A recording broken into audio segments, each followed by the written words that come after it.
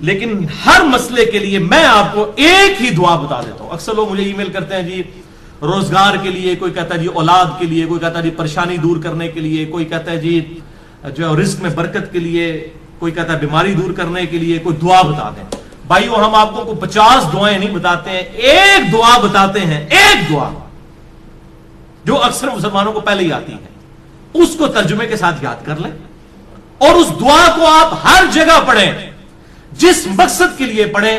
اور الحمدللہ قرآن حکیم میں سورۃ البقرہ کی آیت نمبر 201 کے اندر اللہ تعالیٰ نے وہ دعا اہل ایمان کو تعلیم فرمائی ہے اور مومنین کی نشانی بتایا ہے اس دعا کو کہ مومنین اس کے ذریعے اللہ تعالیٰ سے دعا مانگتے ہیں. اور آگے اللہ تعالیٰ نے اپنا فتویٰ بھی سنا دیا ہے کہ جو کوئی ان الفاظ کے ساتھ ہم سے دعا مانگتا ہے ہم اس کی اس دعا کو دنیا اور آخرت میں اس کے حق میں قبول کریں گے. الحمدللہ. اور وہ دعا ہے سورۃ البقرہ آیت نمبر 201 ربنا آتنا فی الدنیا حسنہ وفی الآخرۃ حسنہ وقنا عذاب النار. یہ وقف کر کے میں نے پڑھا اور کنٹینیوس پڑھیں گے. ربنا آتنا فی الدنیا حسنۃ وفی الآخرۃ حسنۃ وقنا عذاب النار. اب اس کا ترجمہ بھائیو یاد کرنا کوئی راکٹ سائنس ہے. ربنا آتینا، اے رب ہمارے ہمیں عطا فرما، ہمیں دے دے. فی الدنیا حسنہ، اس دنیا میں بھلائی. وفی الآخرۃ حسنہ، اور آخرت میں بھلائی. اور آخرت کی سب سے بڑی بھلائی کیا؟ وقنا عذاب النار، ہمیں آگ کے عذاب سے بچا لے. آمین. اللہم اجرنا من النار، اللہم اجرنا من النار، اللہم اجرنا من النار. اچھا مولویوں کی تسلی نہیں ہوئی، انہوں نے اس کے ساتھ لگا دیا وقنا عذاب القبر، وقنا عذاب الحشر، وقنا عذاب المیزان، پتہ نہیں کیا کچھ لگا دیا. حالانکہ تعلیم کی کمی ہے. دنیا اور آخرت اس میں کور ہو جاتی ہے. کیوں؟ پھر دنیا حسنہ میں پوری دنیا کور، وفی الآخرۃ حسنہ میں قبر بھی کور، میدان حشر بھی کور، میزان عمل بھی کور. کیوں؟ بخاری اور مسلم کی متفق علیہ حدیث ہے کہ آپ صلی اللہ علیہ وسلم نے فرمایا جو شخص مر گیا اس کی قیامت قائم ہو گئی، مرتے ہی قیامت قائم ہو گئی. اور بخاری اور مسلم کی متفق علیہ حدیث ہے کہ آپ صلی اللہ علیہ وسلم کی وفات کے دنوں میں سیدہ عائشہ کہتی ہیں میرے بھائی نے مسواک اٹھائی ہوئی تھی، آپ نے مجھ سے مانگی، میں نے انہوں نے چبانے ہی شروع کی تو وہ چبائی نہ گئی، سخت تھی، تو میں نے اپنے منہ میں چبا کر آپ صلی اللہ علیہ وسلم کے منہ میں ڈالی. اللہ تعالیٰ نے میرے تھوک کو اور نبی صلی اللہ علیہ وسلم کے تھوک کو اس دن جمع فرما دیا ایک ہی جگہ پر جو نبی صلی اللہ علیہ وسلم کی دنیا کی زندگی کا آخری دن اور آخرت کی زندگی کا پہلا دن تھا. بخاری اور مسلم میں. تو اما عائشہ حضور کی وفات کے دن کو کیا کہہ رہی ہیں؟ آخرت کی زندگی کا پہلا دن. تو وہ فی الآخرۃ حسنہ میں قبر بھی آ گئی، آخرت بھی آ گئی، میزان عمل بھی آ گیا، سب کچھ آ گیا. تو یہ مولویوں نے خام خواہ بیچ میں چیزیں، وہ کسی نے ودخلنا مال ابرار یا عزیز و یا غفار، پتہ نہیں کیا کچھ بیچ میں لگایا ہوا ہے. بس یہ کامل دعا یہی ہے، ربنا آتنا فی الدنیا حسنہ وفی الآخرۃ حسنۃ وقنا عذاب النار. اس کو بدل نہیں سکتے، یہ بہت خطرناک معاملہ ہے. بخاری اور مسلم کی متفق علیہ حدیث ہے. ایک صحابی کو آپ نے دعا تعلیم فرمائی وضو کے بعد کی، اس میں الفاظ تھے بنبی کا ارسلتا، میں ایمان لایا اس پر جو تیرے نبی کے ساتھ نازل ہوا. اس صحابی نے دعا پڑھتے ہوئے کہہ دیا برسولی کا ارسلتا. اب کوئی فرق ہے؟ میں ایمان لایا اس کتاب پر جو تیرے رسول پر نازل ہوئی. رسول تو سپرلیٹو ڈگری ہے، نبی سے بھی اوپر کی ڈگری. ہر نبی رسول نہیں ہوتا، چاند ایک رسول ہے. آپ صلی اللہ علیہ وسلم فرمایا تو نے میرے الفاظ کیوں چینج کیے؟ وہی کہہ جو میں نے کہا تھا بنبی کا ارسل تھا. اب اس نے کہا یا رسول اللہ میں نے کون سی گستاخی کر دی ہے، میں تو اچھے الفاظ استعمال کیے ہیں، عشق دے چلے نمبر لے گئے، عقل والے ہوتے ہیں انجے ہی عملہ گالیاں، کچھ نہیں انہوں نے کہا. اب جو نبی صلی اللہ علیہ وسلم اپنے الفاظ کو نہیں بدلنے دے رہے اور اچھے الفاظ اس نے استعمال کیے، وہ یہ اجازت دیں گے کہ آپ صلی اللہ علیہ وسلم کی سنت دعاؤں کو آپ اس حوالے سے چینج کریں کہ اس میں چیزیں ایڈ کرنا شروع کر دیں، یہ آپ صلی اللہ علیہ وسلم اجازت دیں گے؟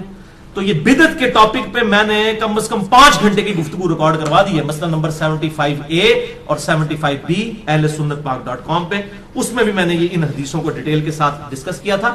لہذا نوکری کا مسئلہ ہو، رشتے کا مسئلہ ہو، پیپر دیے ہوئے وہ پاس ہونے کا ایشو ہو، بیماری کا مسئلہ ہو، کوئی مسئلہ ہے اپنے ذہن میں رکھیں اور پھر دنیا حسنہ کو دل میں رکھیں کہ دنیا میں میرے لیے بھلائی، ہر چیز بھلائی. اچھی صحت کیا بھلائی نہیں ہے؟ اچھی نوکری کیا بھلائی نہیں ہے؟ اچھی بیوی کیا بھلائی نہیں ہے؟ ہر چیز ذہن میں رکھتے ہوئے جو آپ کی خواہش ہے یہ دعا کریں ربنا آتنا فی الدنیا حسنہ وفی الآخرۃ حسنۃ وقنا عذاب النار. اور اس میں یقین کریں آپ کو گلٹ بھی نہیں ہوگا. صرف آپ اللہ سے دنیا نہیں مانگ رہے ہوں گے، کیونکہ سورۃ البقرہ میں آتا ہے کہ جو دنیا دار لوگ ہیں نا، جو اللہ سے باغی لوگ ہیں، وہ کہتے ہیں اللہ ہمیں دنیا میں ہی عطا فرما دے. اور اللہ تعالیٰ پھر صاف فرماتے ہیں سورۃ البقرہ آیت نمبر 201 کہ جو میرے نیک ایمان والے بندے ہیں وہ یہ نہیں کہتے اللہ ہمیں دنیا میں ہی دے دے، وہ کہتے ہیں ربنا آتنا فی الدنیا حسنہ وفی الآخرۃ حسنۃ وقنا عذاب النار. اچھا اب آپ ویسے دعا کر رہے ہو اللہ میں پاس ہو جاؤں یا اچھا رشتہ ہو جائے یا نوکری لگ جائے، اس وقت آپ پیورلی دنیا کی دعا کر رہے ہوں گے. لیکن جب آپ یہ دعا کریں گے تو آپ اللہ تعالیٰ کو بھی ناراض نہیں کریں گے، دونوں چیزیں ایڈ ہو جائیں گی ساتھ. یعنی اللہ تعالیٰ کو بھی آپ سے کوئی گلہ شکوہ اس حوالے سے نہیں رہے گا. آپ کہہ رہے ہوں گے یا اللہ ربنا آتنا فی الدنیا حسنہ وفی الآخرۃ حسنۃ وقنا عذاب النار، تو آپ اہل ایمان میں شامل ہو جائیں گے سورۃ البقرہ آیت نمبر 201 کے تحت. اسی کانٹیکسٹ میں 3 احادیث ہیں بڑی اہم الحمدللہ. پہلی حدیث صحیح بخاری میں 6399، صحیح مسلم میں 6840، مشکات میں 2487. سیدنا انس بن مالک رضی اللہ تعالیٰ عنہ جنہوں نے 10 سال تک آپ صلی اللہ علیہ وسلم کو وضو کروایا، آپ کی وفات کے بعد 82 سال تک زندہ رہے اور 93 ہجری کے اندر بصرہ میں فوت ہوئے. آخر میں فوت ہونے والے چند صحابہ میں سے ہیں انس بن مالک، بہت قریبی صحابی آپ صلی اللہ علیہ وسلم. ان سے کسی تابعی نے آگے پوچھا کہ بتائیے کہ اللہ کے نبی صلی اللہ علیہ وسلم جب اللہ سے مانگا کرتے تھے تو کیا دعا مانگا کرتے تھے؟ تو پتہ انہوں نے کیا جواب دیا؟ انہوں نے کہا کہ اللہ کے نبی صلی اللہ علیہ وسلم جب کبھی بھی اپنے رب سے دعا مانگا کرتے یا کسی بھی چیز کا سوال کیا کرتے تو آپ کی اکثر دعا یہی ہوا کرتی تھی، اللہم ربنا آتنا فی الدنیا حسنہ وفی الآخرۃ حسنۃ وقنا عذاب النار. ہر معاملے میں کوئی سوال بھی کرتے تو اس دعا کے ساتھ. اور بھائی یہ دعا کا ترجمہ یاد کرنا کو مشکل ہے تو کیا ضرورت ہے اردو میں دعائیں کرنے کی؟ میرے بھائی ایک دعا یاد کر لیں، نبی صلی اللہ علیہ وسلم نے تعلیم فرمائی ہے، اللہم ربنا آتنا فی الدنیا حسنہ وفی الآخرۃ حسنۃ وقنا عذاب النار. اور دوسری حدیث تو انتہائی رکت انگیز حدیث ہے جو میں نے مسئلہ تقدیر والے لیکچر مسئلہ نمبر 104 ABC میں بھی بیان کی تھی. صحیح مسلم میں 6835، مشکات میں 2502. یہی انس بن مالک کہتے ہیں جنہوں نے یہ دعا روایت کی ہے. یہ کہتے ہیں کہ آپ صلی اللہ علیہ وسلم کے زمانے میں آپ کا ایک صحابی بیمار ہو گیا تو آپ اس کی عیادت کے لیے تشریف لے گئے. وہ اتنا کمزور ہو چکا تھا بیماری کی وجہ سے جیسے کہ پرندے کا کوئی بچہ ہوتا ہے چھوٹا سا، ہڈیوں کا ڈھانچہ بن چکا تھا. آپ نے جب اس کی حالت دیکھی آپ کو پتا چل گیا کہ انہیں کو کم پایا. آپ نے فرمایا وہ بتا تو اللہ سے کیا مانگتا رہتا ہے؟ اس نے کہا یا رسول اللہ میں اللہ سے دعا کرتا ہوں اے اللہ جو تو نے مجھے آخرت میں عذاب دینا ہے دنیا کی زندگی میں ہی دے لے. بولے اعوذ باللہ تعالی. آپ فرمایا سبحان اللہ، اللہ پاک. جب آپ حیران ہوتے تو یہ بات کہا کرتے سبحان اللہ. اوے تو اللہ تعالیٰ کا اس دنیا میں عذاب سہ سکتا ہے جو اللہ سے تو نے یہ دعا کی؟ نہ تو دنیا کی زندگی میں اللہ کا عذاب برداشت کر سکتا ہے نہ آخرت کی زندگی میں. اور تجھے تو چاہیے تھا کہ تو اللہ سے دعا کرتا اللہم ربنا آتنا فی الدنیا حسنہ وفی الآخرۃ حسنۃ وقنا عذاب النار. یہ کیا تو دعائیں کرتا رہے؟ اس میں وہ فنیٹک قسم کے جو صوفیاء ہیں نا ان کا بھی ارادہ، وہ کہتے ہیں سانو دنیا نہیں چاہیے آخرت ہی چاہیے. اور اللہ کے نبی کیا کہہ رہے ہیں دنیا بھی اچھی آخرت بھی اچھی. اچھا انس بن مالک کہتے ہیں جب آپ صلی اللہ علیہ وسلم نے اسے یہ بات ارشاد فرمائی پھر اس نے یہی دعا مانگ کر اللہ کی طرف متوجہ ہوا، اللہم ربنا آتنا فی الدنیا حسنہ وفی الآخرۃ حسنۃ وقنا عذاب النار. تو اللہ تعالیٰ نے اسے شفا عطا فرما دی. اب اس سے بھی پتہ چلا بیماری کی شفا بھی یہی ہے، اللہم ربنا آتنا فی الدنیا حسنہ وفی الآخرۃ حسنۃ وقنا عذاب النار. آپ میں کہتا ہوں یہ جامع دعا کریں، ساری دعائیں جو ہیں اس کے اندر شامل ہیں. اچھا قرآن میں تو ہے ربنا آتنا فی الدنیا حسنہ اور بخاری مسلم میں ہے اللہم ربنا آتنا فی الدنیا حسنہ. تو اللہم کے ساتھ اے ہمارے اللہ یہ بھی ٹھیک ہے اور صرف ربنا آتنا بھی ٹھیک ہے، بلکہ قرآن حکیم میں سورۃ المائدہ میں حضرت عیسیٰ علیہ السلام کی جو دعا آتی ہے اس میں بھی ہے اللہم ربنا انزل علینا مائدۃ من السماء. تو قرآن میں بھی الفاظ ہیں اللہم ربنا کے. ویسے تو ہمارے لیے بخاری مسلم کے الفاظ ہی کافی تھے، لیکن میں پھر بھی کیڑا نکالنے کے لیے کوئی یہ نہ کہ جی قرآن میں تو صرف ربنا آیا آپ اللہم کیوں لگا رہے ہیں. تو اللہ تعالیٰ نے بھی یہ دعا حضرت عیسیٰ علیہ السلام کی نقل کی ہے اللہم ربنا آتنا فی الدنیا حسنہ. یہ پڑھنا بخاری و مسلم سے ثابت ہوا. اور اللہم ربنا انزل علینا مائدۃ من السماء سورۃ المائدہ کے آخری رکوع میں حضرت عیسیٰ علیہ السلام کے کانٹیکسٹ میں یہ الحمدللہ اللہم ربنا کے ساتھ یہ آئی ہے.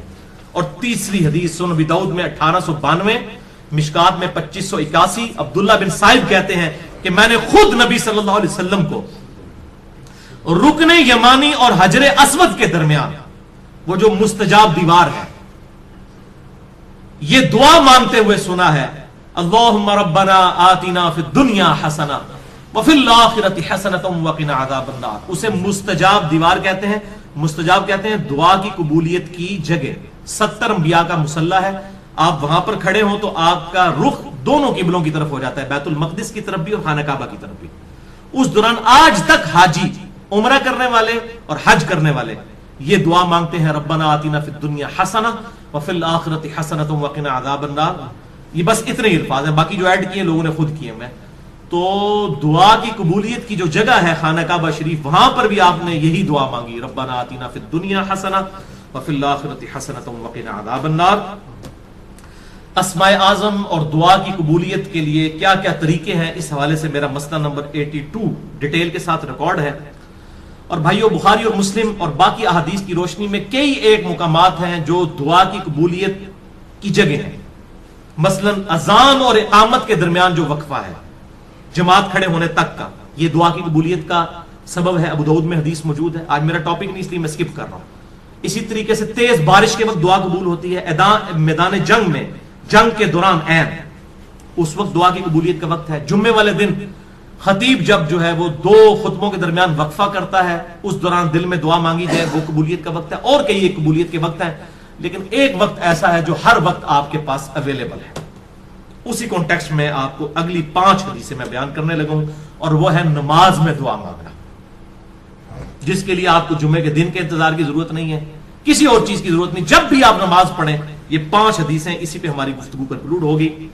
پہلی حدیث صحیح بخاری میں 6230، صحیح مسلم میں 897، مشکات میں 909، کہ آپ صلی اللہ علیہ وسلم نے صحابہ اکرام علیہم رضوان کو تشہد تعلیم فرمایا، التحیات للہ والصلوات والطیبات عبدہ ورسولہ تک، اور اس کے بعد آپ صلی اللہ علیہ وسلم نے فرمایا جب یہ تشہد پڑھ چکو اس کے بعد جو من پسند دعا ہو وہ تم اپنے رب سے مانگ سکتے ہو، جو بھی من پسند، یعنی جو بھی دعا مانگنی ہے آپ کتاب و سنت میں اگر کوئی دعا آئی ہے وہ بھی مانگ سکتے ہیں، اس کے علاوہ بھی کوئی مانگ سکتے ہیں، لیکن مانگیں گے عربی میں۔ عربی سمبل آف یونٹی ہے مسلمانوں کا۔ اور ویسے ایک دعا ہی اللہم ربنا آتنا فی الدنیا حسنہ وفی الآخرۃ حسنۃ وقنا عذاب النار، یہی کافی ہے۔ بل اس حدیث میں عدم ذکر ہے درود ابراہیمی کا، وہ اگلی حدیثوں میں موجود ہے۔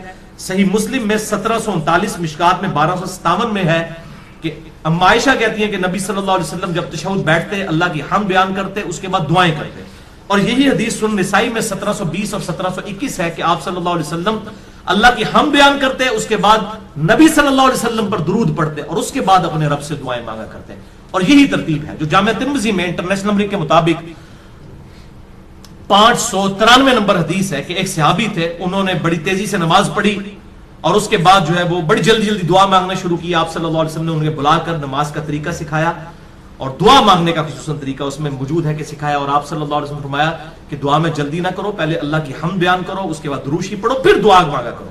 اتنے میں ایک اور شخص آیا جس نے اللہ کی حمد بیان کی، درود شریف پڑھا، پھر دعا مانگی، تو آپ نے 2 دفعہ فرمایا سل تعطا، سل تعطا، مانگ تجھے دیا جائے گا، مانگ تجھے دیا جائے گا۔ یعنی درود شریف اور اللہ کی حمد یہ پروٹوکول ہے دعا کی قبولیت کا۔ تو اللہ کی حمد اور درود شریف، اور نماز میں یہی ہوتا ہے، آپ پہلے اللہ کی حمد کرتے ہیں، التحیات للہ والصلوات والطیبات، پھر نبی صلی اللہ علیہ وسلم پر سلام عرض کرتے ہیں، پھر درود شریف پڑھتے ہیں، اینڈ پہ دعائیں مانگتے ہیں آپ جا کے، وہ جتنی بھی دعائیں سنت سے ثابت ہیں، اللہم انی اعوذ بک من عذاب جہنم ومن عذاب القبر ومن فتنۃ المحیا والممات ومن شر فتنۃ المسیح الدجال، جو بخاری مسلم میں آتی ہے، یا اللہم ربنا آتنا فی الدنیا حسنۃ وفی الآخرۃ حسنۃ وقنا عذاب النار، یا رب اجعلنی مقیم الصلاۃ ومن ذریتی ربنا وتقبل دعائی ربنا اغفر لی ولوالدی وللمؤمنین یوم یقوم الحساب۔ یہ صحیح بخاری میں آتا ہے، حضرت ابوبکر صدیق کو آپ نے خصوصاً دعا سکھائی تھی، اللہم انی ظلمت نفسی ظلما کثیرا ولا یغفر الذنوب الا انت فاغفر لی مغفرۃ من عندک وارحمنی انک انت الغفور الرحیم۔ اس قسم کی اور دعائیں بھی ہیں، وہ کوئی بھی آپ مانگیں، اللہم ربنا آتنا فی الدنیا حسنہ وفی الآخرۃ حسنۃ وقنا عذاب النار، یہ تو جامع دعا ہے، یہ آپ تشہد میں مانگیں۔ دوسری حدیث صحیح مسلم میں 1073، مشکات میں 873، یہ عجیب اتفاق ہے. مسلم 1073, مشکات 873. عبداللہ ابن عباس کہتے ہیں کہ مجھے نبی صلی اللہ علیہ وسلم نے فرمایا کہ اللہ تعالیٰ نے مجھے حکم دیا ہے کہ میں رکوع اور سجدوں میں قرآن نہ پڑھوں.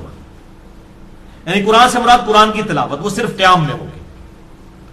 قرآنی دعائیں مانگ سکتے ہیں, قرآن نہیں پڑھ سکتے.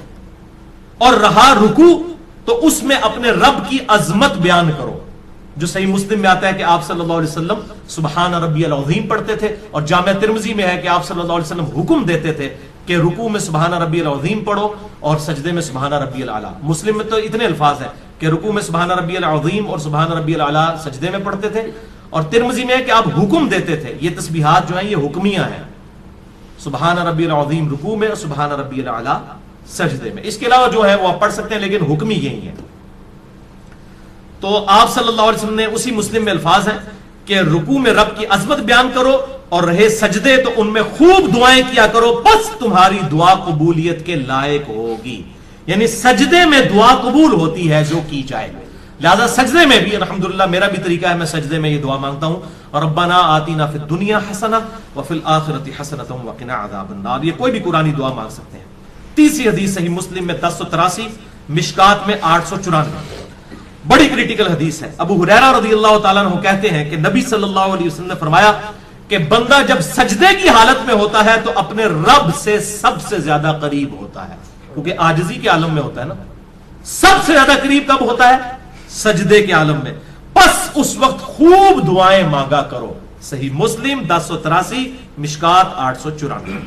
یعنی سجدے میں خوب دعائیں مانگو, یہ قبولیت کا مقام ہے. پچھلی حدیث میں ہم نے سنا بس تمہاری دعا قبول ہوگی, یہاں پر آیا کہ رب کے قریب ہوتے ہو. اور وہ ہے ٹروتھ ریویلنگ حدیث چوتھی صحیح مسلم میں 244, مشکات میں 895, کہ آپ صلی اللہ علیہ وسلم فرمایا کہ جب آدمی آیت سجدہ سن کر سجدہ کرتا ہے, جیسے ہم سجدہ تلاوت کرتے ہیں, اس پہ میرا الگ سے لیکچر ہے, مسئلہ نمبر 119, سجدہ تلاوت کے صحیح احکام و مسائل. یا جب بھی کوئی سجدہ کرتا ہے تو اس وقت شیطان جو ہے وہ چیخیں مارتا ہوا الگ ہو جاتا ہے اور کہتا ہے ہائے افسوس, مجھے اللہ نے سجدے کا حکم دیا اور میں نے اللہ کا حکم نہ مانا, اور دوزخ میرا مقدر ہوگی والعیاذ باللہ تعالی. اور ابن آدم کو سجدے کا حکم ہوا, اس نے اللہ کا حکم مان لیا, جنت اس کا مقدر ہوگی. میں نے اللہ کا حکم نہیں مانا, دوزخ میرا مقدر ہوگی والعیاذ باللہ تعالی.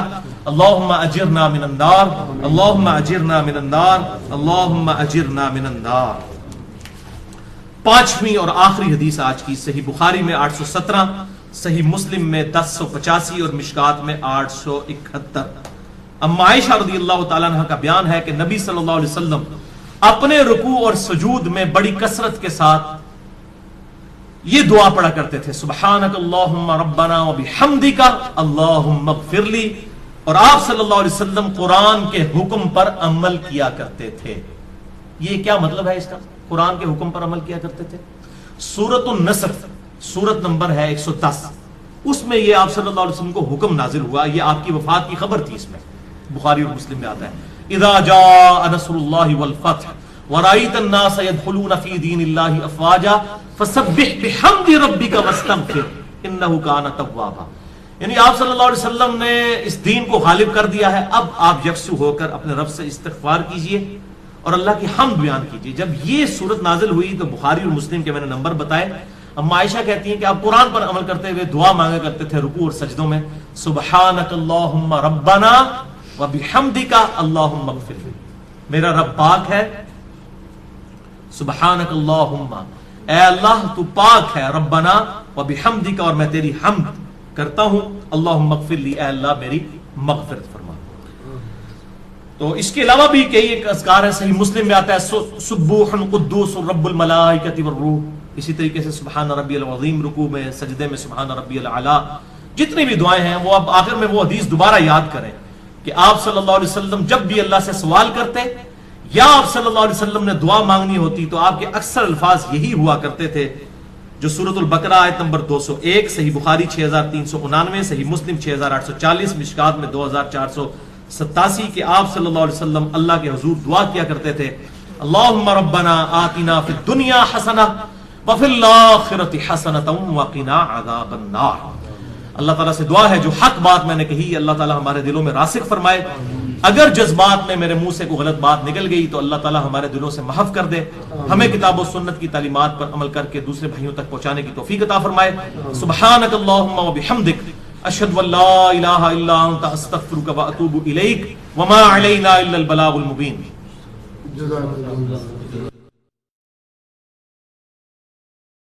برا بن عازب رضی اللہ تعالیٰ عنہ بیان کرتے ہیں کہ ہم رسول اللہ صلی اللہ علیہ وسلم کی مائیت میں ایک انصاری شخص کے جنازے میں شریک ہوئے. ہم قبر تک پہنچ گئے, ابھی اس کی لحد تیار نہیں ہوئی تھی کہ رسول اللہ صلی اللہ علیہ وسلم ہمارے پاس بیٹھ گئے. ہم بھی آپ صلی اللہ علیہ وسلم کے گرد بیٹھ گئے, اس حال میں گویا ہمارے سروں پر پرندے ہیں, یعنی فل اٹینٹو ہو کر آپ صلی اللہ علیہ وسلم کے ساتھ ہم بیٹھ گئے. آپ کے مبارک ہاتھوں میں ایک لکڑی تھی جس سے آپ زمین کو رید رہے. آپ صلی اللہ علیہ وسلم نے سر مبارک اوپر اٹھایا اور فرمایا عذاب قبر سے اللہ کی پناہ طلب کیا کرو. آپ نے 3 بار یہ بات ارشاد کی. پھر آپ صلی اللہ علیہ وسلم نے ارشاد فرمایا بندہ مومن جب دنیا سے رابطہ توڑ کر آخرت کی طرف متوجہ ہوتا ہے, یعنی جب اس کی موت کا وقت آتا ہے, تو سورج کی طرح چمکتے دمکتے سفید چہروں والے فرشتے جنتی خوشبودار جنتی کفن لے کر اس کے پاس آتے ہیں, حتیٰ کہ وہ حد نظر تک اس کے سامنے بیٹھ جاتے ہیں. پھر ملک الموت تشریف لاتے ہیں حتیٰ کہ وہ اس کے سر کے پاس بیٹھ جاتے ہیں. اچھا, قرآن میں ملک الموت کا نام آیا ہے سورہ سجدہ کے اندر, احادیث کے اندر بھی, البتہ تورات میں اس کا نام اسرائیل بھی آیا ہے. اور ہمارے اہل سنت کے جو اولین مفسرین ہیں امام طبری رحمہ اللہ المتوفى 310 ہجری, انہوں نے بھی یہ ورڈ استعمال کیا ہے. لہٰذا موت کے فرشتے کو اسرائیل کہنا بھی جائز ہے ہمارے سلف کے ہاں, کیونکہ آج کل بعض لوگ کہتے ہیں اسرائیل نہیں ملک الموت ہی کہنا چاہیے, اسرائیل کا لفظ بھی ثابت ہے. پھر ملک الموت تشریف لاتے ہیں حتیٰ کہ وہ اس کے سر کے پاس بیٹھ کر کہتے ہیں پاکیزہ روح اللہ کی مغفرت اور اس کی رضامندی کی طرف چل. وہ روح ایسے نکلتی ہے جیسے مشکیزے سے پانی کا قطرہ, بالکل غیر محسوس طریقے سے اس کی روح نکال لی جاتی. اور جب ملک الموت اس کی روح نکالتے ہیں تو باقی فرشتے اسے آنکھ جھپکنے کے برابر بھی ملک الموت کے پاس نہیں رہنے دیتے, بلکہ اسے فوراً اس کے کفن اور اس خوشبو میں لپیٹ دیتے ہیں جو جنت سے لائی ہوتی ہے. پھر اس کی روح کو لے کر بلند ہوتے ہیں اور فرشتوں کی جس جماعت کے پاس سے وہ گزرتے ہیں تو فرشتے پوچھتے ہیں کہ یہ کیسی خوشبو ہے, تو وہ اس کے دنیا کے ناموں میں سے بہترین نام لے کر بتاتے ہیں کہ یہ فلاں بن فلاں کی روح ہے, حتیٰ کہ وہ اسے آسمان دنیا تک لے پہنچتے ہیں اور اس کے لیے دروازے کھولنے کی اجازت طلب کرتے ہیں. تو جنت کے جو آسمانوں کے دروازے ہیں اس کے لیے کھول دیے جاتے ہیں. پھر ہر آسمان کے مقرب فرشتے اگلے آسمان تک اسے پروٹوکول دیتے ہوئے اس روح کے ساتھ جاتے ہیں, حتیٰ کہ اسے 7ویں آسمان تک پہنچا دیا جاتا ہے. تو اللہ تعالیٰ فرماتا ہے میرے بندے کا نامہ اعمال علیین میں لکھ دو, جو سورۃ المطففین میں آیا ہے. علیین اور سجین یہ 2 مقامات, ایمان والوں کی روحیں جو ہیں علیین میں ان کا نامہ اعمال لکھا جاتا ہے, اور جو منافقین ہیں مجرم ہیں سجین میں لکھا جاتا ہے. سورۃ المطففین سورت نمبر 83 ہے, پارہ نمبر 30 کے.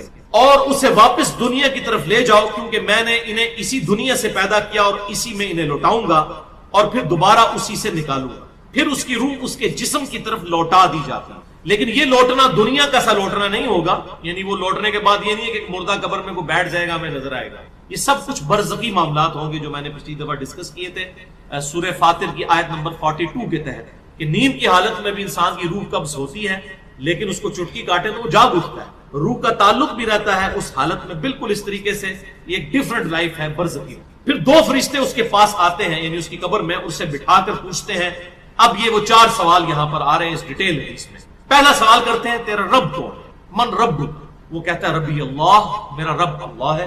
دوسرا سوال پوچھتے ہیں تیرا دین کیا ہے, ما دینوں کا, تیرا دین کیا ہے, تو وہ کہتا ہے میرا دین اسلام ہے. پھر پوچھتے ہیں کہ وہ آدمی جو تم میں مبعوث کیے گئے وہ کون ہے. اب یہاں پر وہ ڈیٹیل ہے, الذی بعث فیکم, وہ شخص جو تم میں مبعوث کیا گیا تھا وہ کون تھا. تو یہ جو کہتے ہیں نا قبر میں آپ صلی اللہ علیہ وسلم آ جاتے ہیں, تو کسی حدیث میں بھی اس میں ڈیٹیل آ گئی کہ اس سے پوچھا جاتا ہے جو شخص تم میں پیغمبر بنا کر بھیجا گیا وہ کون تھا. تو وہ کہتا ہے ہوا محمد رسول اللہ, وہ اللہ کے رسول محمد صلی اللہ علیہ وسلم. مسئلہ حاضر و ناظر میرا ریکارڈ ہے, مسئلہ نمبر 7, جس میں میں نے یہ تمام شبہات کلیئر کیے. یہ 3 سوالوں کے بعد اچھا جامع ترمذی میں ایک حدیث ہے 3120, اس میں الفاظ ہیں کہ وہ پوچھتے ہیں من نبیو کا, تیرا نبی کون ہے. اس میں تو ہے نا کہ اس شخص کے بارے میں تیرا کیا عقیدہ ہے. اس میں من نبیو کا الفاظ ہے. جامعہ ترمذی 3120. اچھا اللہ کا شکر ہے کہ یہ نہیں پوچھتے تیرا فرقہ کون سا ہے, تو کس امام کی تقلید کرتا تھا, کیڑی مسیدی تو نماز پڑھتا سا ہے. دیکھ لو کوئی چیز, تیرا رب کون ہے, تیرا دین اور نبی صلی اللہ علیہ وسلم. تو دنیا میں بھی ہم یہ کہتے ہیں اللہ رسول قرآن, یہی بات. تو قبر کے اندر جا کر بھی یہی سوال ہوتا ہے. اب وہ جب 3 سوالوں کے جواب دیتا ہے تو فرشتے چوتھا سوال اس سے پوچھتے ہیں, جو میں نے قبر کا چوتھا سوال, مسئلہ نمبر 78, تمہیں کیسے پتا چلا, ان 3 سوالوں کے جواب تمہیں کیسے آئے. وہ کہتا ہے میں نے اللہ کی کتاب پڑھی تھی, میں اس کتاب پر ایمان لایا اور میں نے اس کے حق ہونے کی. اللہ کی کتاب پڑھی ہوگی تو تصدیق کرے گا نا. اگر سنا کے سننی ہوگا تو کیا تصدیق کرے گا, ہاں پڑھا کے سننی ہوگا تو تصدیق. پھر آسمان سے آواز آتی ہے میرے بندے نے سچ کہا, اس کے لیے جنتی بچھونا بچھا دو, اسے جنتی لباس پہنا دو اور اس کے لیے جنت کی طرف دروازہ کھول دو. قبر کے اندر ہی جنت کی طرف دروازہ کھول. یعنی آپ سمجھ لیں جس طرح یہ اب ٹچ سکرین موبائل رکھ کے اور جناب لیپ ٹاپ رکھ کے سامنے لوگ بیٹھے ہوتے ہیں نا, تو ایک دوسری دنیا میں چلے جاتے ہیں. تو جنت کا فزیکلی دروازہ کھول دیا جائے گا, اس کو جنت کی ہوائیں بھی, خوشبو بھی آئے گی اور انتظار وہ کرے گا. وہاں اسے ہوا کے جھونکے اور خوشبو بھی آتی ہوگی اور حد نظر تک اس کی قبر کو کشادہ کر دیا جائے گا. خوبصورت چہرے, خوبصورت لباس اور بہترین خوشبو والا ایک شخص اس کے پاس قبر میں آئے گا اور کہے گا اس چیز سے خوش ہو جا جو چیز تجھے خوش کر دے, یہ وہ دن ہے جس کا تجھ سے وعدہ کیا جاتا تھا. وہ شخص پوچھے گا کہ اے شخص تو کون ہے, تیرا چہرہ بھلائی لانے والا چہرہ ہے. وہ جواب دے گا میں تیرا عمل صالح ہوں, یعنی نیک اعمال ایک خوبصورت انسان کی شکل میں اس کی قبر میں آئے. تو پھر وہ شخص کہے گا اے اللہ, اے میرے رب, جلدی کر, فوراً قیامت قائم فرما دے حتیٰ کہ میں اپنے اہل و عیال کی طرف چلا جاؤں. یعنی مومن کہے گا اللہ جلدی جلدی قیامت آئے, مجھے تو اینڈ رزلٹ نظر آ رہا ہے, مجھ سے انتظار نہیں ہوتا, فوراً قیامت آ جائے. ابھی سائملٹینیس کنٹراسٹ آنے والا ہے. جب کافر اور مجرم شخص دنیا سے جاتا ہے تو آپ صلی اللہ علیہ وسلم نے فرمایا سیاہ چہروں والے فرشتے بالوں سے بنا ہوا ایک کمبل لے کر آسمان سے نازل ہوتے ہیں اور حد نظر فاصلے تک اس کے سامنے بیٹھ جاتے ہیں. پھر ملک الموت, موت کا فرشتہ آتا ہے حتیٰ کہ اس کے سر کے پاس بیٹھ جاتا ہے اور کہتا ہے خبیث روح, اللہ کی ناراضگی کی طرف چل. وہ روح اس کے جسم میں پھیل جاتی ہے تو وہ ملک الموت اس طرح اسے کھینچتا ہے جیسے لوہے کی سلاخ کو گیلے اون میں سے کھینچا جاتا ہے, چھس کر کے. گرم سلاخ جو ہے وہ اونی کپڑے کے اندر, گیلے کے اندر ڈال کے یوں کھینچی جائے نا, اس طرح اس کے پورے جسم سے اس کی روح. پھر ملک الموت سے باقی فرشتے اس کی روح کو لے کر پلک جھپکنے کے برابر بھی وہاں نہیں رہنے دیتے حتیٰ کہ وہ اسے بالوں سے بنے ہوئے کمبل میں لپیٹ لیتے ہیں اور اس سے زمین کے مردار سے نکلنے والی انتہائی بری بدبو نکلتی. وہ اسے لے کر اوپر چڑھتے ہیں تو وہ فرشتوں کی جس جماعت کے پاس سے گزرتے ہیں تو فرشتوں کی جماعتیں کہتی ہیں کیسی خبیث روح ہے. وہ کہتے ہیں یہ فلاں بن فلاں کی روح ہے, اور وہ اس کی دنیا کا انتہائی کبھی نام لے کر بتاتے ہیں حتیٰ کہ اسے آسمانی دنیا تک لے جایا جاتا ہے. اس کے لیے دروازے کھولنے کے لیے درخواست کی جاتی ہے تو آسمان کے دروازے اس کے لیے نہیں جاتے. پھر رسول اللہ صلی اللہ علیہ وسلم نے سورۃ الاعراف کی آیت پڑھی کہ ان کے لیے آسمانوں کے دروازے نہیں کھولے جائیں گے, وہ جنت میں داخل بھی نہیں ہوں گے حتیٰ کہ اونٹ سوئی کے سوراخ سے گزر جائے. یہ سورۃ الاعراف کی آیت آپ سب. پھر آپ صلی اللہ علیہ وسلم نے فرمایا کہ اللہ تعالیٰ فرماتا ہے اس کی کتاب کو سب سے نچلی زمین میں سجین میں لکھ دو. پھر اس کی روح کو شدت کے ساتھ پٹ کھا جاتا ہے.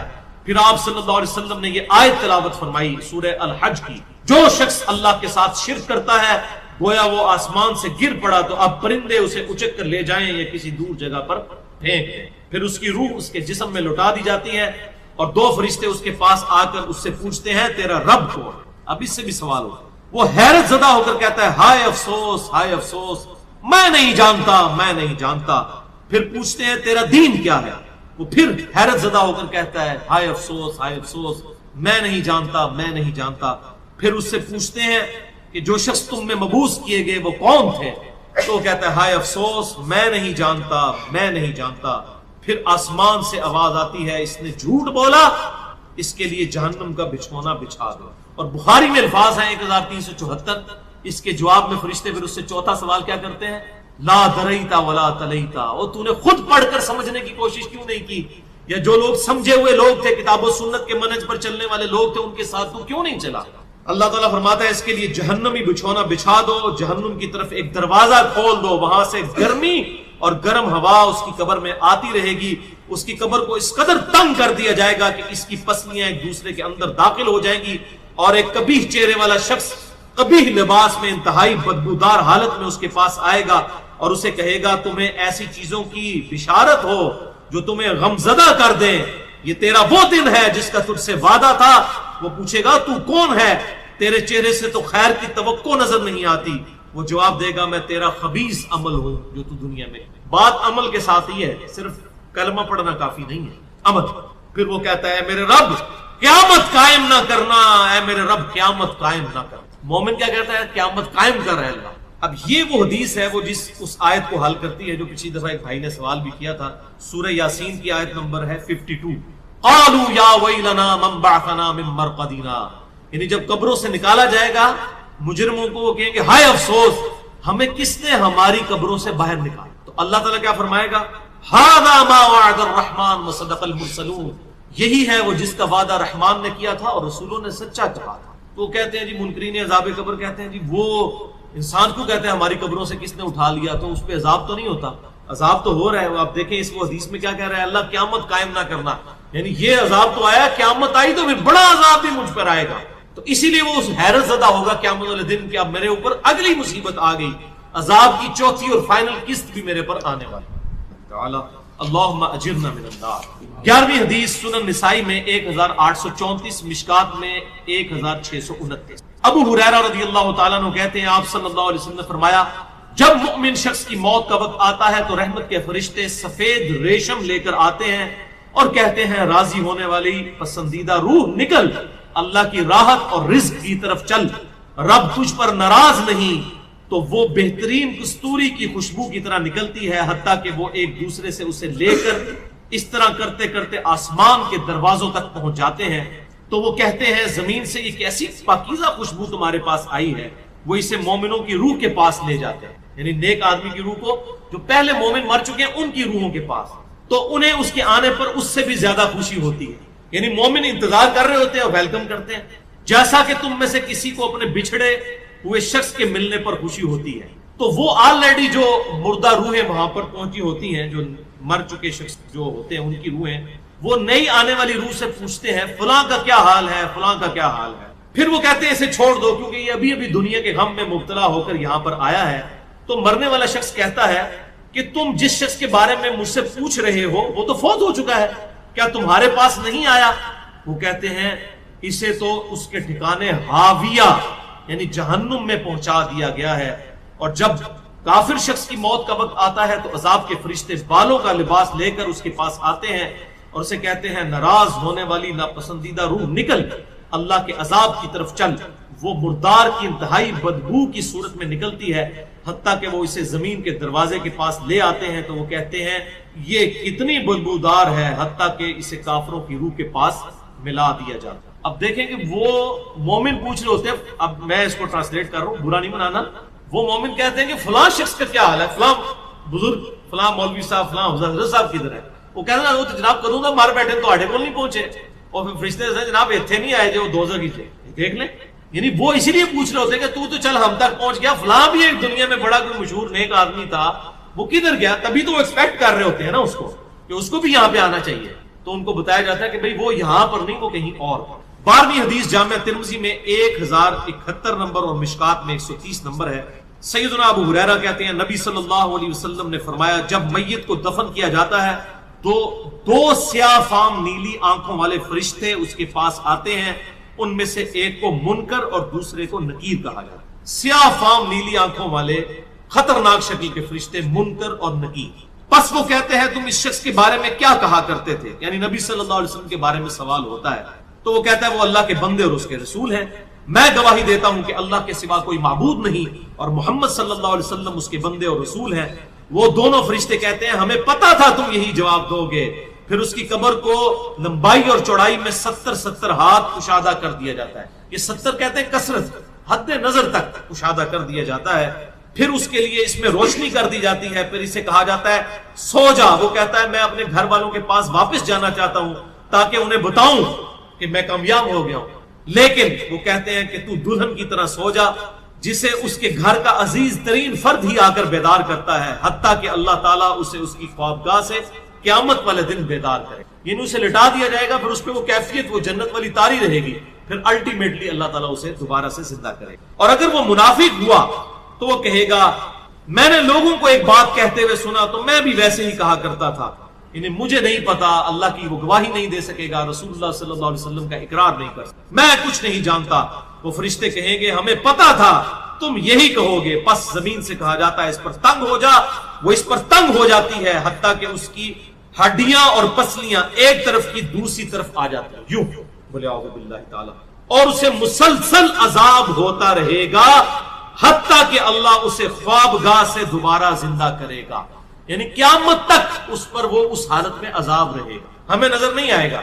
جیسے سویا ہوا شخص ایک ڈراؤنا خواب دیکھتا ہے وہ تکلیف محسوس کرتا ہے، پاس کھڑا شخص نہیں محسوس۔ اور سنن دارمی میں ایک حدیث ہے صحیح سند کے ساتھ، مشکات میں 134 نمبر ہے کہ آپ صلی اللہ علیہ وسلم نے فرمایا 99 اژدہے اس پر، 99 جو ہے خطرناک ڈینجرس قسم کے سانپ اس پر مسلط کر دیے جاتے ہیں جو قیامت تک اسے ڈستے رہتے، اور وہ اتنے خطرناک اژدہے ہیں، آپ صلی اللہ علیہ وسلم نے فرمایا کہ اگر ان میں سے کوئی ایک بھی دنیا پر اپنی پھنکار پھینک دے تو دنیا کی زمین کا بھی سبزہ نہ ہوگا، ایسا زہر ہے ان کے۔ اللہم اجرنا من النار، اللہم اجرنا من النار۔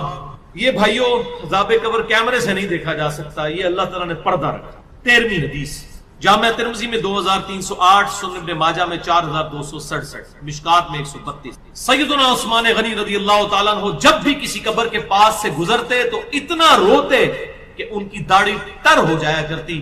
ساتھیوں نے پوچھا حضرت جب دوزخ کا ذکر کرتے ہیں اس وقت تو آپ کی آنکھوں میں آنسو نہیں آتے، لیکن قبرستان آ کر آپ پر ایسی حالت کیوں طاری ہو جاتی ہے؟ تو سیدنا عثمان نے فرمایا کہ میں نے اپنے محبوب صلی اللہ علیہ وسلم سے سنا کہ بے شک قبر آخرت کی منزلوں میں سے پہلی منزل ہے، جو اس میں بچ گیا اگلی منزلیں اس کے لیے آسان ہوتی چلی جائیں گی، اور جسے یہاں پر مشکل درپیش ہوئی اس کی اگلی منزلیں اس سے بھی مشکل در مشکل ہوتی چلی جائیں گی۔ پھر آپ صلی اللہ علیہ وسلم نے فرمایا میں نے قبر سے زیادہ سخت اور برا منظر کبھی نہیں دیکھا۔ شریعت کا ایسے کیا لینا دینا میرے بھائی، یہ تو بابوں کی کہانی ہے۔ ہم اس پہ ہی کہیں گے، پہلے تو وہی عرض کریں گے کہ مرنے سے پہلے اے کر لے اس پہ غور، کتابوں کا خدا اور ہے بابوں۔ اور یہ تو ایک لائٹر موڈ میں میں نے بات کی۔ سورہ بنی اسرائیل کی آیت نمبر 36 جو 10 کمانڈمنٹس آئی ہیں ان میں سے 9th وَلَا تَقْفُ مَا لَيْسَ لَكَ بِهِ عِلْمٌ ان السمع والبصر والفؤاد اولئک، انسان کسی چیز کی پیروی اس وقت تک مت کر جب تک کہ تجھے اس کے بارے میں ڈیفینیٹ علم نہ آ سکے۔ بے شک کان، آنکھیں اور عقل، دل یا دماغ، کوئی بھی چیز، اس کے بارے میں تجھ سے پوچھا جائے گا کہ ان 3 انسٹرومنٹس کو استعمال کر کے تم نے حق بات تک، تو مجھے بتائیے کیا ریویلڈ نالج میں جو کتاب و سنت کا علم ہے یا ایکوائرڈ نالج میں کہیں یہ بات ملتی ہے؟ یہ والی کہانی کہ روحیں واپس آ جاتی ہیں، یہ تو ہندوؤں سے مستعار لیا گیا عقیدہ ہے۔ ان کے ہاں یہ آتما کا ایک کانسیپٹ ہے کہ جو بری آتما ہے وہ بھٹکتی رہتی ہے اور اچھی آتما جو ہے وہ پیس کے اندر چلی جاتی ہے۔ وہ تو جناب وہ تو یہ کہتے ہیں زلزلہ بھی آتا ہے، گائے نے ایک سینگ کے اوپر اٹھایا ہوا ہے کیا نام ہے زمین کو، اور جب تھک جاتی دوسرے پہ، تو یہ ساری توہمات ہیں۔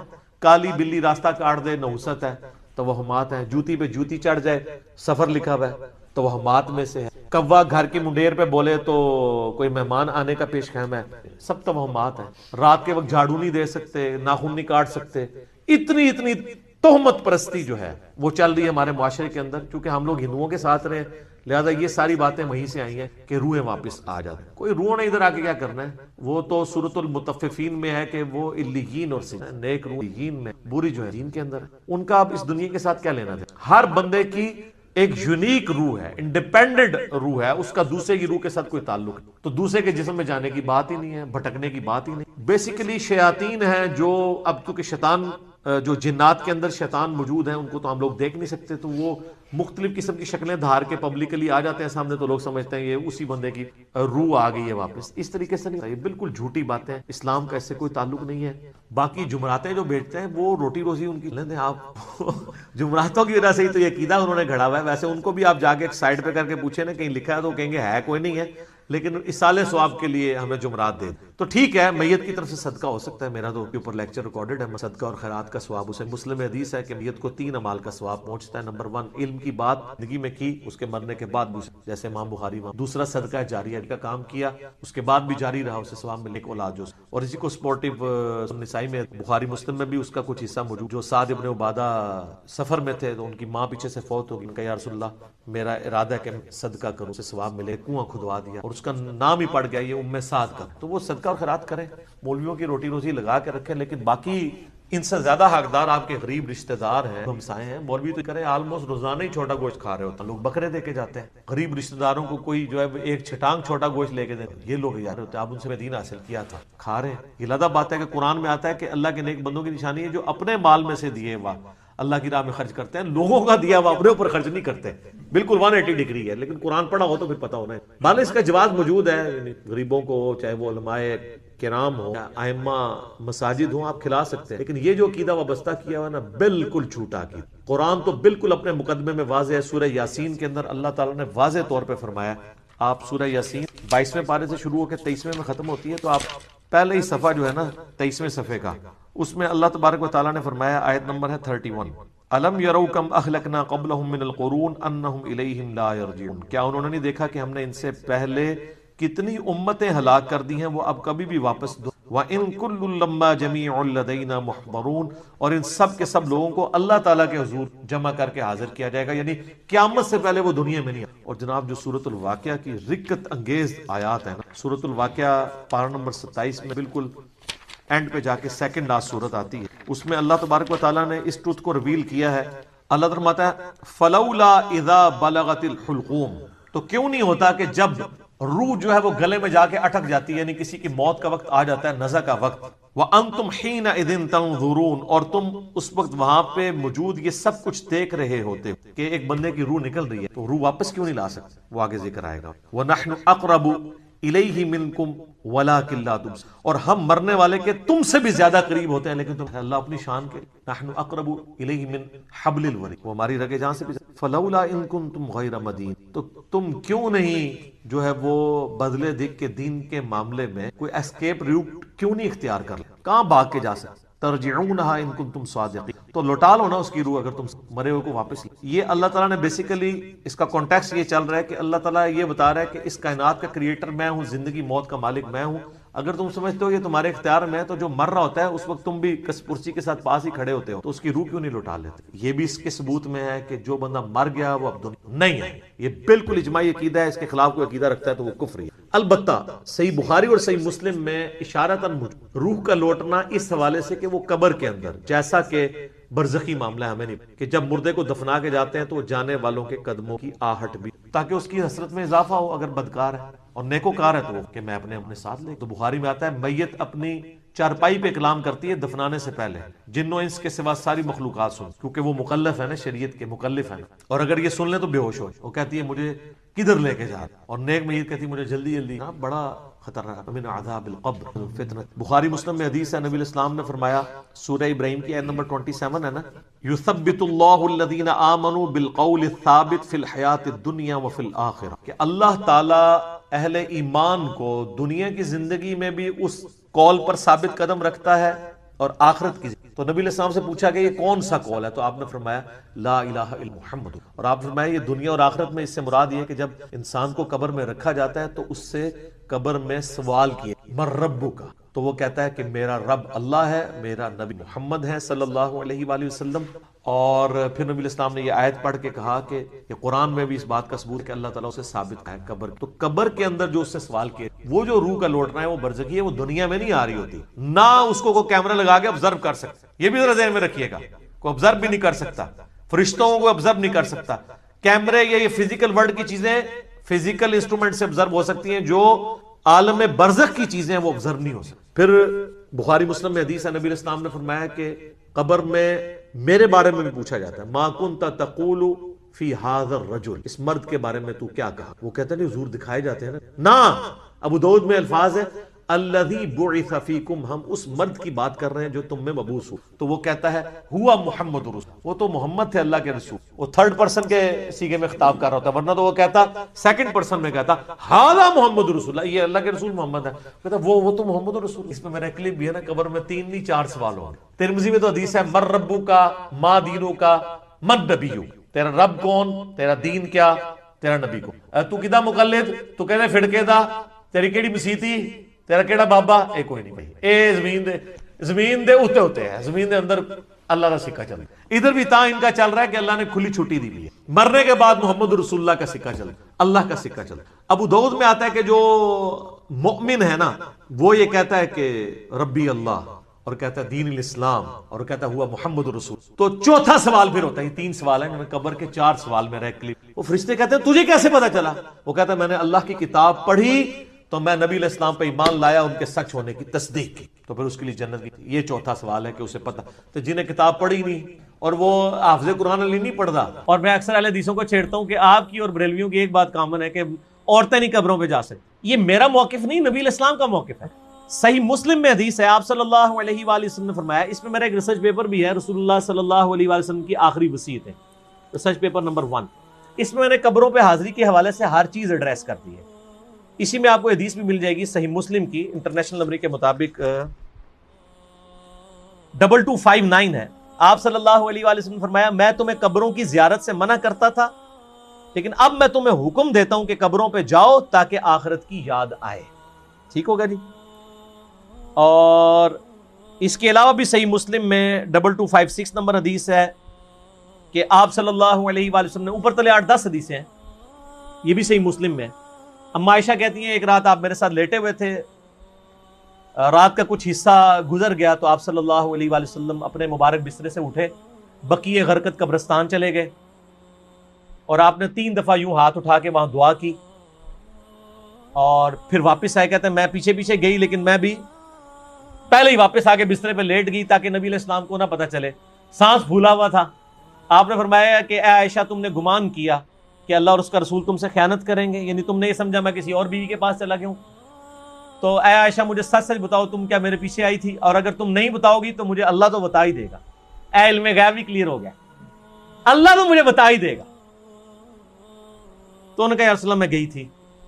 تو فرمایا کہ میں جب لیٹا تو جبرائیل علیہ السلام کو اللہ تعالیٰ نے میرے پاس بھیجا، اور انہوں نے کہا کہ اللہ تعالیٰ فرماتا ہے کہ آپ اہل بقیع کے لیے دعائیں مغفرت کریں. تو میں رات کو اٹھ کے قبرستان گیا اور 3 دفعہ ہاتھ اٹھا کے دعا کی. سیدہ عائشہ نے پوچھا یا رسول اللہ علیہ وسلم جب میں جاؤں یا ہم لوگ قبرستان جائیں تو ہم کیا دعا کریں؟ تو آپ صلی اللہ علیہ وآلہ وسلم نے دعا تعلیم فرمائی، السلام علیکم اہل الدیار من المؤمنین والمسلمین وَإِنَّا إِن شَاءَ اللَّهُ بِكُمْ لَلَاحِقُونَ نَسْأَلُ اللَّهَ لَنَا وَلَكُمُ الْعَافِيَةَ. تم پر سلامتی ہو اے مومنین اور مسلمین، مرد و عورت اس قبرستان میں جو دفن ہو، ہم ہمارے اپنے لیے اور تمہارے لیے اللہ سے عافیت کا سوال کرتے ہیں، اور ہم بھی مر کے تمہارے پاس ہی آنے والے ہیں. یہ دعا صحیح مسلم کے اندر موجود ہے. سیدہ عائشہ کو آپ نے یہ تعلیم فرمائی. انہوں نے کہا کہ میں کیا پڑھوں؟ تو آپ نے فرمایا تم یہ پڑھنا. اس سے کیا پتہ چلا کہ عورتیں قبرستان جا سکتی ہیں. لہذا یہ سعودیہ والوں نے جو بقیع غرقد قبرستان کے بعد لکھ کے لگایا عورتوں کی حاضری منع، یہ بالکل خلاف سنت ہے، اور وہ عورتوں کو نہیں جانے دیتے قبرستان. غلط ہے. غلط کام کوئی بھی کرے غلط ہے. کیوں؟ نہ میں وہابی نہ میں بابی، میں ہوں مسلم علمی کتابی. نہ یہ بابوں کی بات ہوگی نہ وہابی سو کارڈ بات ہوگی، یہ علمی کتابی بات ہوگی. اور اما عائشہ رضی اللہ تعالی عنہا باقاعدہ اپنے بھائی کی قبر پہ گئیں. جامعہ ترمذی میں صحیح سند کے ساتھ ہے. عبد الرحمن بن ابی بکر ان کی قبر پہ گئیں، وہاں پہ جا کے اشعار بھی پڑھے. اور امام ترمذی ایک حدیث لے کے آئے کہ نبی علیہ السلام نے لعنت فرمائی ہے ان عورتوں پر جو زوار القبور کرتی ہیں، کثرت سے قبرستان جاتی ہیں. پھر ساتھ ہی امام ترمذی نے لکھا اس حدیث کے اندر، یہ ساری حدیثیں آپ کو مشکات کی پہلی جلد میں نا قبروں کی زیارت والے چیپٹر میں مل جائیں گی کمبائنڈ فارم میں. امام ترمذی نے لکھا یہ حدیث منسوخ ہے، کیونکہ جب آپ نے عام اجازت دے دی کہ قبروں پہ جاؤ آخرت کی یاد آئے تو یہ حدیث منسوخ ہوگی.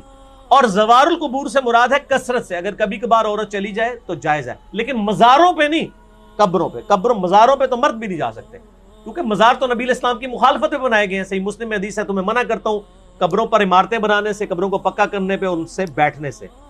یہ صحیح مسلم کے اندر حدیث موجود ہے انٹرنیشنل نمبر کے مطابق 2245. باقی آپ میرا قبریں، مزارات، گنبد خضرا یہ لکھیں یوٹیوب پہ، میرے کلپ کئی ایک کلپ کھل جائیں گے ماشاءاللہ، لاکھوں لوگوں نے وہ کلپ دیکھے ہیں، گنبد خضرا والا کلپ، یہ ساری چیزیں. تو عورتیں قبرستان جا سکتی ہیں، اور قبرستان پہ آپ ہاتھ اٹھا کے دعا بھی کر سکتے ہیں. آپ قبر والے سے نہیں مانگ رہے، اللہ سے مانگ رہے ہیں. قبلہ رخ ہو کے ہاتھ اٹھائیں. نبی علیہ السلام نے مسلم شریف میں 10 حدیث ہیں، ہاتھ اٹھا کے دعا کی، اللہ سے کی، اس کے بعد چہرے پہ ہاتھ بھی پھیریں. المستدرک الحاکم میں صحیح سند کے ساتھ ہے، تمہارا رب حیا فرماتا ہے اس شخص سے جو ہاتھ اٹھا کے دعا کرے کہ اسے محروم لٹائے. یہ ابو داؤد میں بھی ہے، وہ روایت کمزور ہے. مستدرک کی روایت صحیح ہے کہ اور نماز کے بعد بھی آپ اپنی انڈیویجول دعا ہاتھ اٹھا کے کریں، یہ افضل ہے. اس کے بعد چہرے پہ ہاتھ پھیرنا بھی نہ صرف سنت ہے بلکہ اجماع امت ہے. یہ تو سعودیہ کے چند مولویوں نے یہ کام شروع کیے ہیں، اور وہ کہتے ہیں کہ جناب چہرے پہ ہاتھ پھیرنا ثابت نہیں ہے. ابو داؤد میں ضعیف روایت ہے کہ نبی علیہ السلام پھیرتے تھے، لیکن امام بخاری کی کتاب ہے الادب المفرد، اس میں انٹرنیشنل نمبر کے مطابق 609 نمبر اثر ہے کہ عبداللہ ابن زبیر اور عبداللہ بن عمر رضی اللہ تعالی عنہما یہ دونوں دعا کے بعد اپنے چہرے پر ہاتھ پھیرا کرتے تھے. اور عملی تواتر ہے، پوری امت پھیرتی ہے. یہ تو حدیث سے بڑی دلیل ہے.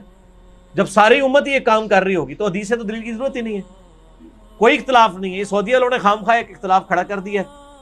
لیکن پاکستان میں جو اہل حدیث ہیں، انہوں نے جو نماز نبوی چھاپی ہے دارالاسلام والوں نے، انہوں نے یہی روایت لکھی 609 الادب المفرد کی، اور کہا ہے کہ بالکل یہ صحیح ہے، سنت ہے، چہرے پہ ہاتھ پھیر سکتے ہیں.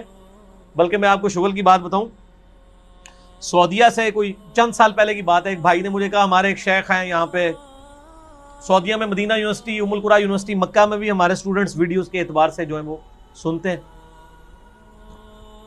تو انہوں نے کہا کہ مجھے وہ حدیث بھیجے، میں نے عربی ورڈنگ اس کی بھیجی. شیخ زبیر صاحب نے مشکات کی دوسری جلد میں دعا والے چیپٹر کے جو حدیث ہے نا ابو داؤد والی کہ نبی علیہ السلام چہرے پہ ہاتھ پھیرتے تھے، اس کے نیچے لکھا ضعیف ہے، لیکن ساتھ ہی فٹ نوٹ پہ لکھا صحیح سند ہے عبداللہ بن عمر اور عبداللہ بن زبیر سے کہ وہ چہرے پہ ہاتھ پھیرتے تھے، اور وہ روایت بالکل صحیح ہے اور بخاری کی صحت کے اوپر صحیح ہے. تو جب ان کو حدیث بتائی، انہوں نے کہا نہیں یہ تو ضعیف ہے، اس میں فلاں راوی ضعیف ہے. میں نے مکتبۃ شاملہ میں اس راوی سے صحیح بخاری میں 12 روایتیں نکالی اسی سند کے اوپر، اور اس کو کہا کہ یہ اس کو پرنٹ نکال کے دے مولوی کو. اس کو کہا بخاری کی بھی 12 حدیثیں ضعیف ثابت کا ہے، اسی سند پہ الادب المفرد پہ ہے چہرے پہ ہاتھ پھیرنے والی. تو مولوی تو پتہ ہے تو ضدی ہوتا ہے، منیا نہیں لیکن ٹھپیا گیا لال رومال والا، خاموش ہو گیا. کہنا ہے کون اتھو کٹ کے بھیجتا ہے؟ ایک بندہ ہے تھے اللہ نے چھڑیا جو نہ وہابی ہے نہ بابی ہے، نہ میں وہابی نہ میں بابی، میں ہوں مسلم علمی کتابی. علمی کتابی. اگلا سوال تو اس میں کور ہو گیا جی. کور ہو گیا. چلیں یہ کرامت ہو گئی. علی بھائی آپ الحمدللہ آپ ہمیشہ آیات اور حدیث کے ریفرنسز دیتے ہیں، مگر کبھی کبھی ان کے انٹرنیشنل نمبر نہیں بتاتے. برائے مہربانی آپ لوڈنگ سے پہلے ویڈیو میں ہی ایڈ کر دیا کریں تو آسانی ہوگی، یا کوئی بک بتا دیا کریں. بک تو میں ہمیشہ بتاتا ہوں کہ یہ آج تک میں نے حدیث کبھی حدیث کی کتاب کے نام کے بغیر نہیں بتائی. ایک بک ہے تو یہ مشکات شریف، آپ 3 جلدوں میں ڈاؤن لوڈ کر لیں sunnatpak.com سے. یہ انسائکلوپیڈیا آف حدیث ہے، بخاری، مسلم، ابو داؤد، ترمذی، نسائی، ابن ماجہ اور کئی 13 کے قریب کتابوں کے یہ نوٹس ہیں. یہ آپ ڈاؤن لوڈ کریں، 18 MB کی 3 فائلیں آپ کو فری ڈاؤن لوڈ کر لیں sunnatpak.com سے. انٹلیکچوئل ترتیب کے ساتھ آپ کو اس میں حدیثیں مل جائیں گی. ٹھیک ہوگا جی. تو باقی انٹرنیشنل نمبر چونکہ اکثر میں نے پورے مسئلہ نمبر ریکارڈ کرائے ہیں، میرے ریسرچ پیپر ہیں ان میں نمبرنگ بتائی ہوئی ہے. یہ فلبدی گفتگو ہوتی ہے، اس میں جو نمبر یاد ہوتے ہیں وہ بتا دیتے ہیں. نمبر ضروری نہیں ہے. میں حدیث کے جو الفاظ بتاتا ہوں اسلام 360 میں وہ لکھا کریں، سرچ کے آپشن میں جائیں آپ کو مل جائے گا. جب میں مسلم شریف، بخاری شریف، ابو داؤد، ترمذی بتا دیتا ہوں تو اتنا تھوڑا ہے.